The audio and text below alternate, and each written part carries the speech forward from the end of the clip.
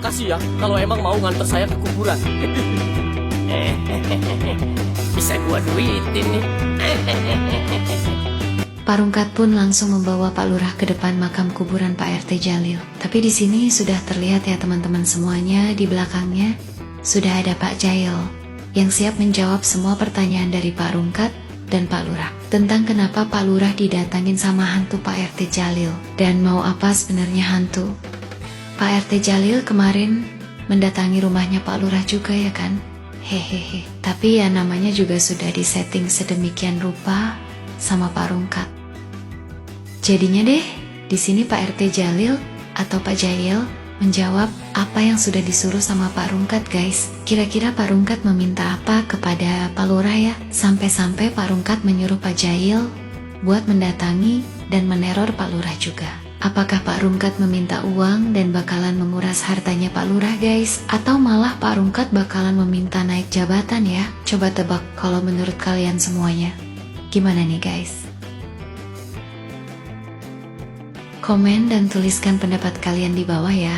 Nah jadinya di sini awalnya Pak Rungkat menyuruh Pak Lurah mengantarkan dulu Pak Ustadz ke rumahnya. Jadinya hanya mereka berdua aja yang pergi ke pemakaman Pak RT Jalil. Jadinya deh pas Pak Lurah mengantarkan Pak Ustadz, disinilah Pak Rungkat mulai melancarkan rencananya apa yang dipengen sama Pak Rungkat. Tapi ya karena Pak Rungkat yang awalnya sudah ingin uang yang cepat, disinilah Pak Rungkat bakalan menguras uang Pak Lurah nih dengan cara menakuti Pak Lurah. Soalnya rumahnya Pak Lurah juga besar dan gak kaleng-kaleng kayanya ya kan. Apakah Pak Lurah ini korupsi guys?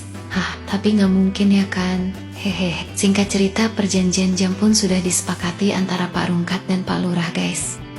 Nah, di sini Pak Rungkat mengulur waktu hanya untuk bisa mengantarkan Pak Jail ke pemakaman.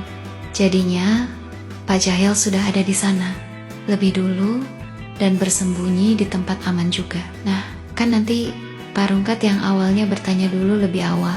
Tapi ya Pak Lurah gak percaya.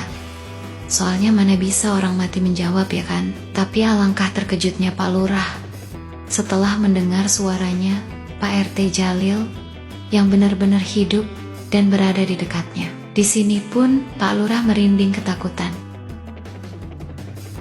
Tapi untung sama Pak Rungkat ditenangin deh. Dan Pak Rungkat juga menanyakan kepada Pak Jalil kenapa dia mendatangin rumahnya Pak Lurah. Ada perlu apa Pak Jalil sebenarnya sama Pak Lurah? Nah, disinilah Pak Jail masuk dalam cerita dan menjelaskan kalau dia ingin meminta hartanya Pak Lurah diberikan sama Pak Rungkat. Soalnya Pak Jalil meninggalkan sahabatnya ini dengan keadaan tidak tenang dan masih miskin. Atau malah Pak Rungkat menyuruh Pak Jail buat meminta uang kepada Pak Lurah ya. Dan uang 10 juta disimpan di kuburannya Pak RT Jalil atau digali ya. Dan masukin ke dalam kuburan deh.